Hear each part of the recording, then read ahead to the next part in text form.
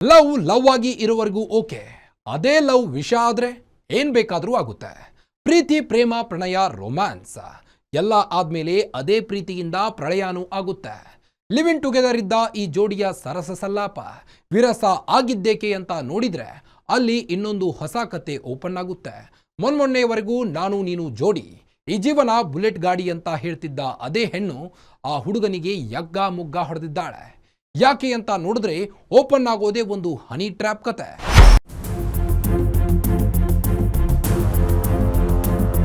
ಅವನು ಆನಂದ, ಈಕೆ ಶ್ರಾವಣ ಮಾಸದಷ್ಟೇ ಸುಂದರವಾಗಿರೋ ಶ್ರಾವ್ಯ. ಈಕೆಯ ಹೆಸರು ಶ್ರಾವ್ಯ ಅಲ್ಲ, ಆದ್ರೆ ಇಡೀ ಕಥೆಯಲ್ಲಿ ಈಕೆಯ ಹೆಸರನ್ನ ಶ್ರಾವ್ಯ ಅಂತಾನೆ ಬಳಸ್ತೀವಿ. ಈ ಸ್ಟೋರಿ ಯಾಕೆ ಇಷ್ಟು ಇಂಟ್ರೆಸ್ಟಿಂಗ್ ಅಂದ್ರೆ ಮೊದಲು ಈ ವಿಡಿಯೋ ನೋಡಿ.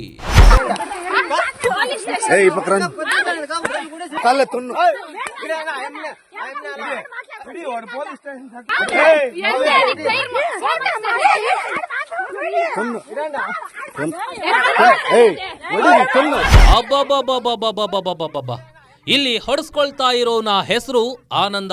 ಈತನ ಆನಂದವನ್ನೇ ಹಿಗ್ಗಾಮುಗ್ಗ ಝಾಡಿಸಿ ಒಡೆದು ಹಾಕಿಬಿಟ್ಟಿದ್ದಾರೆ.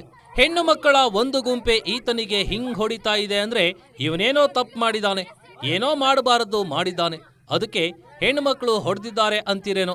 ಹೋಲ್ಡ್ ಆನ್, ಇಲ್ಲಿ ಒಂದು ಟ್ವಿಸ್ಟ್ ಇದೆ. ಹೀಗೆ ಇವನಿಗೆ ಹೊಡೆದಿರೋದು ಶ್ರಾವ್ಯ ಅಂಡ್ ಗ್ಯಾಂಗ್. ಆದ್ರೆ ಈ ಶ್ರಾವ್ಯ ಆನಂದನ ಕಿರುಕುಳಕ್ಕೆ ನೆರಳುತ್ತಾ ಇರೋಳಲ್ಲ. ಆನಂದನಿಂದ ಸಕಲ ಸುಖವನ್ನು ಸೂರೆ ಹೊಡೆದ ಹೆಣ್ಣು. ಇದನ್ನ ಹೇಳ್ತಾ ಇರೋದು ಆನಂದನೇ. ಹನಿ ಟ್ರ್ಯಾಪ್ ಮಾಡಿ ಲಕ್ಷ ಲಕ್ಷ ಕಿತ್ತುಕೊಂಡ್ಲ ಶ್ರಾವ್ಯ.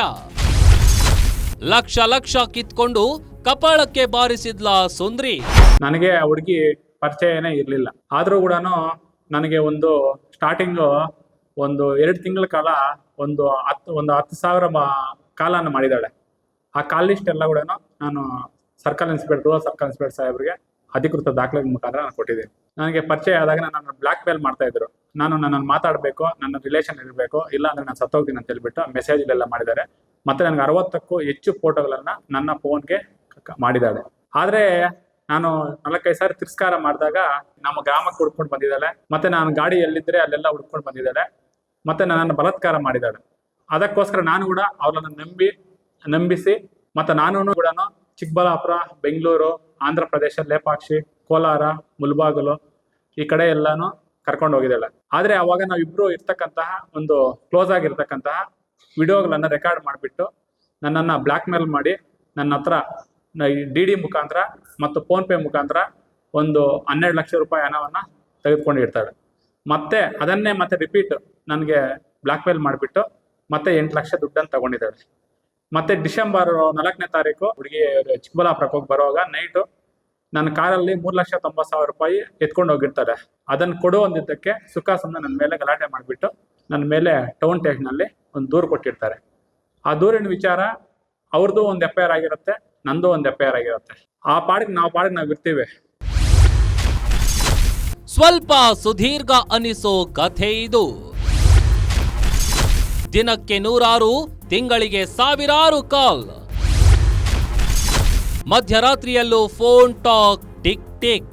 ಆನಂದ ಹೇಳೋ ಪ್ರಕಾರ ಆ ಹುಡುಗಿನೇ ದಿನಕ್ಕೆ 100,000 ಬಾರಿ ಕಾಲ್ ಮಾಡ್ತಿದ್ಲಂತೆ. ನೀನಿಲ್ಲದೆ ನನಗೆ ಬದುಕೇ ಇಲ್ಲ ಅಂತ ಹೇಳಿದ್ಲಂತೆ. ಮೊದಲು ಈತ ರಿಜೆಕ್ಟ್ ಮಾಡಿದ್ನಂತೆ. ಆಮೇಲೆ ಆಕೆಯ ಬಲೆಗೆ ಬಿದ್ದು ಸುಖಪಟ್ನಂತೆ. ಆಗ ಒಂದಿಷ್ಟು ಕ್ಲೋಸ್ ವಿಡಿಯೋ, ಫೋಟೋ ಮಾಡ್ಕೊಂಡು ಬ್ಲಾಕ್ ಮೇಲ್ ಮಾಡೋಕೆ ಶುರು ಮಾಡಿದ್ಲಂತೆ. ಕೇಸ್ ಆಯ್ತಂತೆ, FIR ಆಯ್ತಂತೆ. ಆಮೇಲೆ ಟೀಮ್ ಕಟ್ಕೊಂಡು ಬಂದು ಹೊಡೆಸಿದ್ಲಂತೆ. ಇದು ಈತ ಹೇಳ್ತಿರೋ ಕತೆ.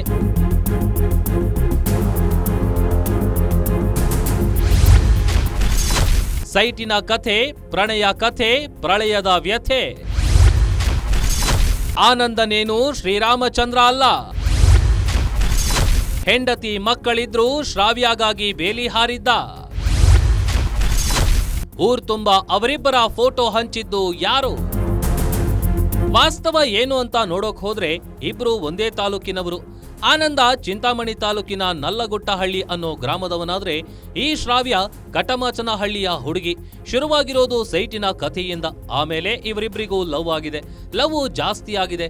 ಪ್ರೀತಿಯ ಮುಂದಿನ ಹಂತ ಪ್ರಣಯಕ್ಕೂ ಹೋಗಿದೆ. ಇಬ್ರೂ ಬಿಂದಾಸ್ ಆಗಿ ಓಡಾಡ್ಕೊಂಡಿದ್ದಾರೆ.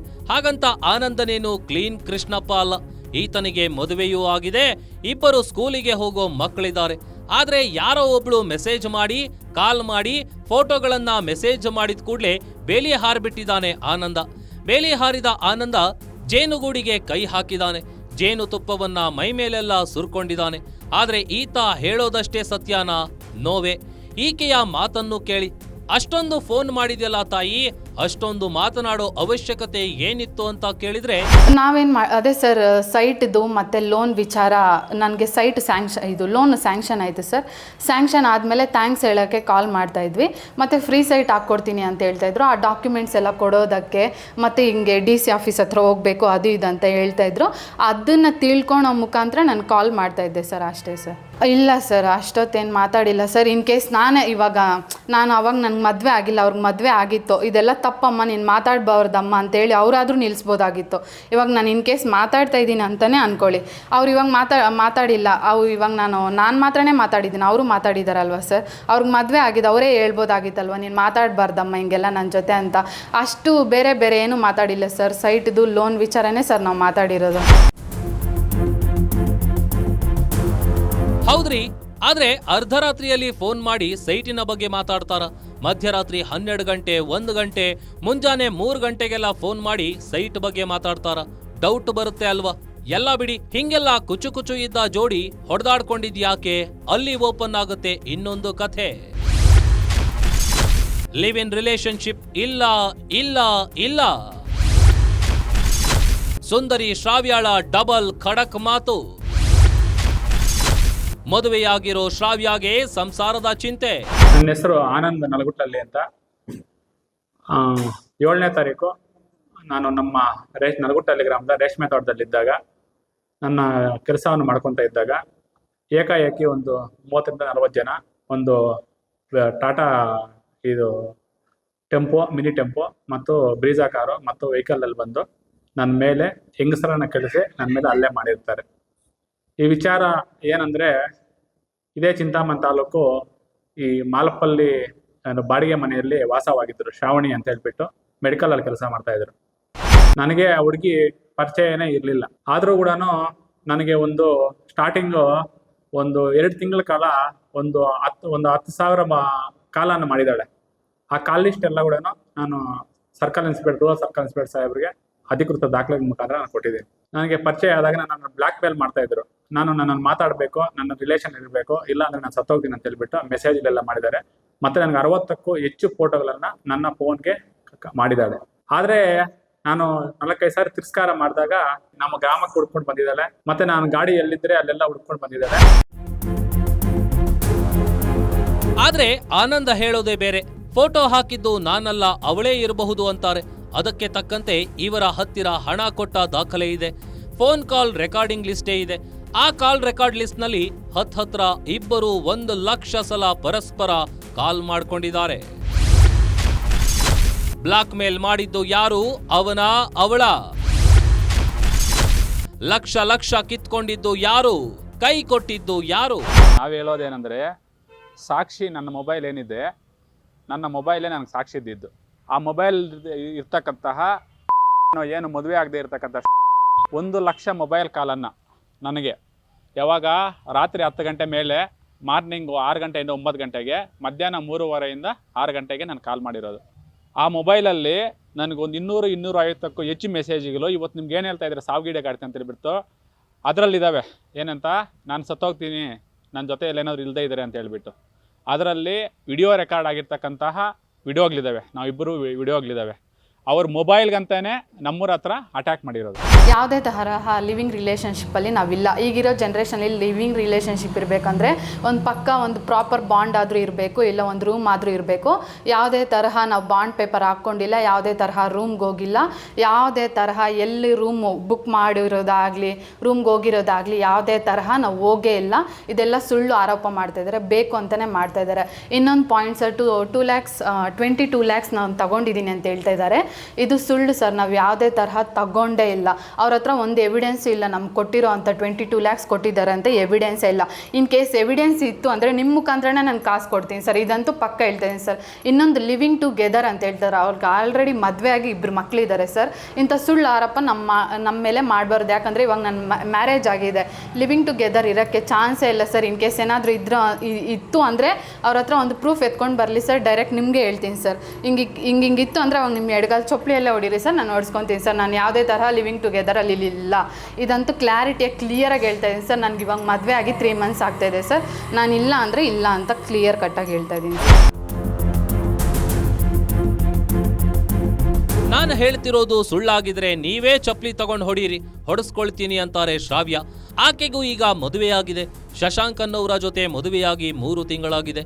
ಈ ಶ್ರಾವ್ಯ ಅವರ ಗಂಡ ಶಶಾಂಕ್ ಈಕೆಗಿಂತ 3 ವರ್ಷ ಚಿಕ್ಕವನಂತೆ. ಅದನ್ನೆಲ್ಲ ಸೈಡಿಗಿಡಿ. ಇದೆಲ್ಲದರ ಬಗ್ಗೆ ಮಿಸ್ಟರ್ ಆನಂದ್ ಅವರು ಏನ್ ಹೇಳ್ತಾರೆ ಗೊತ್ತಾ? ಮೊಬೈಲ್ ಕೊಡಿಸಿ ಸಾಕ್ಷಿ ತೋರಿಸ್ತೇನೆ ಅಂತಾರೆ ಆನಂದ್. ಸಾಕ್ಷಿ ತೋರಿಸಿ ಚಪ್ಪಲಿಯಲ್ಲಿ ಹೊಡೀರಿ ಅಂತಾರೆ ಶ್ರಾವ್ಯ. ಕರ್ನಾಟಕ ಬ್ಯಾಂಕ್ ಅಕೌಂಟ್ ಇದೆ, ನನ್ನ ಜೊತೆ ಬರೋದಕ್ಕೆ, ನಾವಿಬ್ರು ತಿರುಗಾಡೋದಕ್ಕೆ ಆ ಹುಡುಗಿ ನನ್ನ ಹತ್ರ ಟಿಪ್ ಅಂತ ಹೇಳ್ಬಿಟ್ಟು ಅಮೌಂಟ್ ಬೇಕು, ಗೋಲ್ಡ್ ತಗೊಳಕ್ಕೆ, ಬಟ್ಟೆ ತಗೊಳಕ್ಕೆ ಎಲ್ಲ ಅಂತ ಹೇಳ್ಬಿಟ್ಟು ನನ್ನ ಹತ್ರ DD ಮುಖಾಂತರ ಅಷ್ಟು ತಗೊಂಡಿದ್ದಾಳೆ. ಎಷ್ಟು? ಕರ್ನಾಟಕ ಬ್ಯಾಂಕ್ ಅಕೌಂಟ್ಗೆ ಆ ಹುಡುಗಿಗೆ 3 ಲಕ್ಷ ಹೆಚ್ಚು ಕಮ್ಮಿ ಹೋಗಿದೆ. ಮತ್ತು ಇನ್ನೂ 2-3 ಅಕೌಂಟ್ ಇದ್ದಾವೆ, ಫೋನ್ಪೇ ಇದೆ, ರೀಚಾರ್ಜ್ ಮಾಡಿದ್ದೀನಿ. ಇದೆಲ್ಲ ನಾನು ಸುಳ್ಳು ಹೇಳೋಕ್ಕಾಗಲ್ಲ, ಇದೆಲ್ಲ ದಾಖಲೆಗಳಿರ್ತವೆ, ದಾಖಲೆ ತೆಗಿಬೋದು. ಇದೆಲ್ಲ ಮಾಡಿಸ್ಕೊಂಡು ಸುಳ್ಳು ಆರೋಪ ಮಾಡ್ತಾ ಇರೋದು. ಏನಂತ ಲೋನ್ ಅಂತ ಹೇಳಿ, ಲೋನ್ ಏನಾದರೂ ಮಾಡಿದರೆ ಯಾವ ಇಲಾಖೆ ಅಂತ ಹೇಳಿ, ಯಾವ ಬ್ಯಾಂಕ್ ಅಂತ ಹೇಳಿ, ಬೇಕಾದರೆ ತಗೊಳ್ಳಿ. ಅದ್ರ ಮೇಲೆ ನಾನು ಸುಳ್ಳು ಹೇಳ್ತಾ ಇದ್ದೆ. ನನಗೆ ಇಡೀ ಕರ್ನಾಟಕದ, ಇಡೀ ನಮ್ಮ ರಾಜ್ಯದಲ್ಲಿ ಯಾವುದು ಈ ಕಾನೂನು ಕ್ರಮ ಇರುತ್ತೆ ಅದಕ್ಕೆ ಹೆಚ್ಚು ಕಾನೂನು ಕ್ರಮ ಹಾಕಲಿ. ನಾನು ಒಬ್ಬ ಹೆಣ್ಣು ಮಗನ ಆಚೆ ಈ ಅವಮಾನ ಪಡ್ಸಕ್ಕೆ ನಾವು ಹೋಗಲ್ಲ. ಈತ ಹೇಳೋದು ಇದೇ ಶ್ರಾವ್ಯ. ಸಾಕ್ಷಿ ತೋರಿಸಿ ಚಪ್ಲಿಲಿ ಹೊಡೀರಿ ಅಂದ್ರೆ ಈತ ಸಾಕ್ಷಿ ತೋರಿಸ್ತೀನಿ, ಮೊಬೈಲ್ ಕೊಡಿಸಿ, ಇಲ್ಲ ಅಂದ್ರೆ ಏನ್ ಶಿಕ್ಷೆ ಕೊಡ್ತಿರೋ ಸ್ವೀಕಾರ ಮಾಡ್ತೀನಿ ಅಂತಾರೆ. Something is fishy. ಆದ್ರೆ ಒಂದಂತೂ ಸತ್ಯ, ಇಬ್ರೂ ಬೀದಿಗೆ ಬಂದಿದ್ದಾರೆ. ಬೀದಿಯಲ್ಲಿ ನಿಂತು ಮಾನ ಹರಾಜ್ ಹಾಕೊಂಡಿದ್ದಾರೆ. ಆನಂದ ಹೇಳೋ ಪ್ರಕಾರ ನೋಡಿದ್ರೆ ಅವನಿಗೆ ಅವಳಿಂದ ಸುಖ ಸಿಕ್ಕಿದೆ, ದುಡ್ಡು ಹೋಗಿದೆ, ಮರ್ಯಾದೆನೂ ಹೋಗಿದೆ. ಶ್ರಾವ್ಯ ಹೇಳೋ ಪ್ರಕಾರ ನೋಡಿದ್ರೆ ಮಣ್ಣಂಗಟ್ಟಿ ಎಂಥದ್ದೂ ಇಲ್ಲ. ಅವನೇ ಈಕೆಯ ಮದುವೆ ಮುರಿಯೋಕೆ, ಸಂಸಾರ ಹಾಳು ಮಾಡೋಕೆ ಸಂಚು ಮಾಡಿ ಈಕೆಯ ಜೊತೆ ಇದ್ದ ಫೋಟೋಗಳನ್ನೆಲ್ಲ ಗ್ರಾಫಿಕ್ಸ್ನಲ್ಲಿ ಪ್ರಿಂಟ್ ಮಾಡಿಸಿ ಊರ ತುಂಬ ಹಂಚಿ ಈಕೆಯ ಮರ್ಯಾದೆ ತೆಗೆದಿದ್ದಾನೆ. ಈ 2 ಕಡೆಯ ಬ್ಲಾಕ್ ಮೇಲ್ ಕಥೆಯಲ್ಲಿ ಯಾರು ಹೇಳ್ತಿರೋದು ಸತ್ಯ ಅವರಿಬ್ಬರಿಗೆ ಮಾತ್ರ ಗೊತ್ತು. ಶ್ರಾವ್ಯ ಕತೆ ಕೇಳ್ತಾ ಇದ್ರೆ ಈಕೆ ಹೇಳ್ತಿರೋದೇ ಸತ್ಯ. ಸತ್ಯಕ್ಕೆ ಈಕೆಯೇ ತಾಯಿ ಎನ್ನಿಸುತ್ತೆ. ಆನಂದ್ ಹೇಳ್ತಿರೋದು ನೋಡಿದ್ರೆ ಅಯ್ಯೋ ಪಾಪ, ಈತ ಸತ್ಯ ಹರಿಶ್ಚಂದ್ರನ ಅಪರಾವತಾರ. ಏನೋ ಮೋಸ ಹೋಗಿದ್ದಾನೆ ಅಷ್ಟೇ ಅನ್ಸುತ್ತೆ. ಇಲ್ಲಿ ಮೊಸರು ಖಾಲಿಯಾಗಿರೋದು ಸತ್ಯ, ಆದ್ರೆ ಮೊಸರನ್ನ ತಿಂದಿರೋದು ಕೋತಿನೋ ಮೇಕೆನೋ ಗೊತ್ತಾಗ್ತಿಲ್ಲ. ನೋಡಿದ್ರಲ್ಲ, ಯಾರನ್ನು ನಂಬೋಕ್ಕಾಗಲ್ಲ. ಇದ್ರೆ ನೆಮ್ಮದಿಯಾಗಿರ್ಬೇಕು ಅಂದ್ಕೊಂಡು ಹೋದ್ರೆ ನೆಮ್ಮದಿ ಸಿಕ್ಕಲ್ಲ. ಇಂತಹ ಕತೆಗಳನ್ನ ನೋಡಿದ ಮೇಲೆ ಹುಟ್ಟೋ ಮೊದಲ ಪ್ರಶ್ನೆ ಇದೆಲ್ಲ ಬೇಕಿತ್ತಾ ಅನ್ನೋದು. ಈ ಪ್ರಶ್ನೆಗೆ ಉತ್ತರ ಮಾತ್ರ ಸಿಕ್ಕೋದಿಲ್ಲ. ಇದು ಈ ಹೊತ್ತಿನ ವಿಶೇಷ. ನೋಡ್ತಾ ಇರಿ ಗ್ಯಾರಂಟಿ ನ್ಯೂಸ್, ಸುದ್ದಿ ಖಚಿತ, ನ್ಯಾಯ ನಿಶ್ಚಿತ.